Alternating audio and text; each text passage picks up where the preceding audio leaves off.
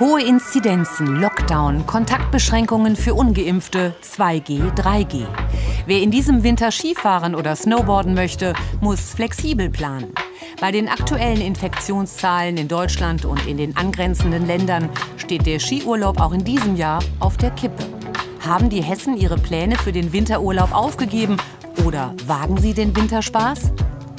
Ich habe nicht wirklich versucht, Pläne zu machen, weil ich nicht dran geglaubt habe, dass es funktioniert. Wir hatten Pläne tatsächlich zu fahren, haben das aber gecancelt, weil wir nach Bayern wollten und die Inzidenz so abartig hoch ist, dass wir gesagt haben, es macht keinen Sinn. Meine Tochter bangt, sie hat Urlaub gebucht in einer Wohnung in Österreich mit 5 Mädchen und wollen natürlich fahren und hoffen, dass Österreich bis dahin es schafft, so ein bisschen die Zahlen runterzukriegen, dass sie auch ihre Skiorte wieder mittelmäßig gewohnt aufmachen können. Ob man halt überhaupt generell in Urlaub fahren sollte im Moment oder besser doch zu Hause bleibt und die Füße stillhält. Ne? Ich finde, bei der Urlaubsplanung gehört ja auch ganz klar die Vorfreude dazu.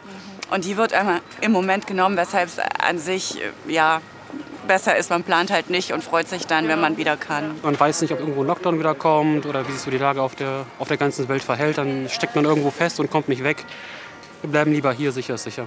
Für mich ist die größte Sorge, dass ich vielleicht andere Menschen anstecken könnte. Also ich bin geimpft, ich mache, was ich kann, aber so 100%ige Sicherheit gibt es ja nicht. Wo Party gefeiert wird, dann ist ja klar, wenn Alkohol getrunken wird, dann sinkt die Hemmschwelle und die Leute sind dann ausgelassen. Unvorsichtig vielleicht, und da sollte man vielleicht auch etwas vorsichtiger sein.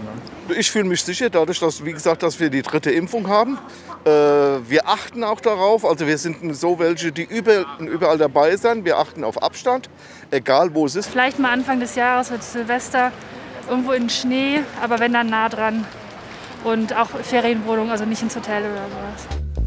In Deutschland gelten zurzeit unterschiedliche Corona-Regeln. In Sachsen bleiben die Skigebiete bis zum 9. Januar geschlossen. Thüringen setzt auf 3G. In Bayern und Baden-Württemberg gilt dagegen 2G. Für Kinder gelten zum Teil Sonderregelungen. Vor Abreise also besser genau auf die aktuellen Bestimmungen schauen. Und genau das macht auch Kairo Degra regelmäßig. Schließlich ist er Anwalt für Reiserecht. Blicken Sie doch mal mit Ihrem Expertenbauchgefühl auf die hessischen Regeln. Welche könnten gelten, wenn dann beispielsweise in Willingen endlich mal Schnee liegt? Müsste ich eine Glaskugel haben, aber man... Schneekugel. Eine Schneekugel, aber man hört, man möchte es auch Ungeimpften ermöglichen, durch eine 3G-Regel zum Skifahren zu gehen. Aber das steht alles noch nicht so richtig fest. Da muss man sich wirklich tagesaktuell dann bei dem jeweiligen Skigebiet auf dessen Seite erkundigen. Das Land mit den riesigen Skigebieten, nämlich Österreich, das beendet ja jetzt gerade den Lockdown, heißt, man kann da wieder Skifahren. Aber was gibt es zu beachten? In den meisten Regionen kann man wieder Skifahren. Also ganz offen ist Österreich ab dem 17. Dezember. Aber Österreich ist streng, was Skifahren angeht. 2G-Regel. Es wird auch kein Après-Ski geben. Kinder sind von der 2G-Regel ausgenommen. Auch da sollte man sich, bevor man losfährt, ganz genau erstmal über die Einreiseregeln von Österreich informieren und dann über die Regeln, die auf den Skipisten gelten. Die sind in allen Skiorten ein wenig anders in den Ländern. Ja, und wer jetzt überlegt zu buchen, worauf muss man beim Buchvorgang bei den Regeln dort achten? Also wer jetzt noch bucht, also kurzfristig oder in 4 Wochen, sollte auf günstige, gute Stornobedingungen achten. Sollte es zu Hause was passieren, dass man aus dem Vertrag wieder gut rauskommt, sei es beim Hotel oder Vermieter einer Ferienwohnung, dass man eben also möglichst kostenfrei aus der Sache wieder rauskommen kann oder kostenfrei umbuchen kann. Wie sieht es eigentlich in anderen Skifahrländern aus? Schweiz ist, glaube ich, ein bisschen lockerer, oder? Ja, Schweiz ist lockerer, Italien auch. Nicht so lockerer bedeutet nicht so streng wie Österreich, aber die haben natürlich auch Regeln, 3G-Regeln zumeist. Auch da muss man sich wirklich tagesaktuell informieren, wenn es Weihnachten losgehen soll.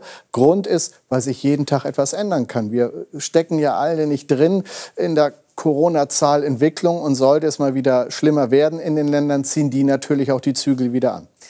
Was ist denn, wenn es doch noch mal so kommen würde wie in Österreich zuletzt? Da waren die Skilifte ja größtenteils offen, aber die Hotels hatten zu. Was ist, wenn ich dann plötzlich vor so einer Situation stehe, habe aber ein Hotel gebucht? Also wenn ich meine Ferienwohnung oder ein Hotel gebucht habe und es besteht ein Beherbergungsverbot, so nennen wir das, so was war es jetzt in Österreich, dann kann ich kostenfrei vom Vertrag zurücktreten. Das ist kein Problem. Bei einer Pauschalreise auch, wenn ich zum Beispiel auch die Bahnfahrt mit inkludiert habe in den Skiort, alles im Paket drin. Und dann kommt so ein Beherbergungsverbot, dann kann ich kostenfrei vom Vertrag zurücktreten. Und ansonsten eben nur von dieser Beherbergung, aber nicht von dem Zugticket zum Beispiel. Nein, wenn ich das zum Beispiel separat gebucht habe und ich kann nur nicht mehr hin, weil das Hotel sagt, ich darf dich nicht mehr aufnehmen, dann fallen in der Tat Stornokosten bei der Bahn je nach Ticket an. Dann gibt es aber so eine Corona-Reiseversicherung. Was ist das genau? Und was könnte ich noch alles für Versicherungen gebrauchen? Ja, die Reiseversicherungen haben sehr auf die Corona-Lage reagiert und bieten Zusatzpakete zum Corona-Schutz an. Kann ich die Reise nicht antreten aufgrund einer Corona-Erkrankung oder muss ich sie abbrechen oder ich muss vor Ort in Quarantäne? Das kann man alles versichern lassen, muss man aber sehr aufs Kleingedruckte achten. Und wenn man jetzt zum Skifahren geht, muss man zusätzlich unbedingt eine Unfallversicherung, sollte man im Gepäck haben. Da ist dann auch eine Hubschrauberbergung zum Beispiel mit versichert.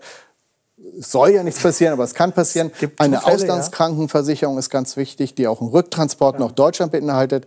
Und ganz wichtig, eine Haftpflichtversicherung. Die sollte jeder haben. Und beim Skifahren kann ja schnell auf der Piste was passieren. Und sowas deckt dann auch eine Haftpflicht ab? Genau. Okay. Vielen Dank, Herr Rodegra, dass Sie uns die Basics zum Skifahren rechtlich gesehen näher gebracht haben. Es ist kompliziert. Dankeschön. Also, so wenig wie möglich vorab buchen, lautet die Devise. Und wenn, dann doch auf günstige Stornobedingungen achten. Außerdem checken, ja, passt mein Impfstatus zu den aktuellen Regeln? Was gilt zum Beispiel für meine Kinder? Und unbesorgt Skifahren geht nur, das hat Herr Rodegra ja zuletzt eben noch gesagt, wenn man auch wirklich gut versichert ist.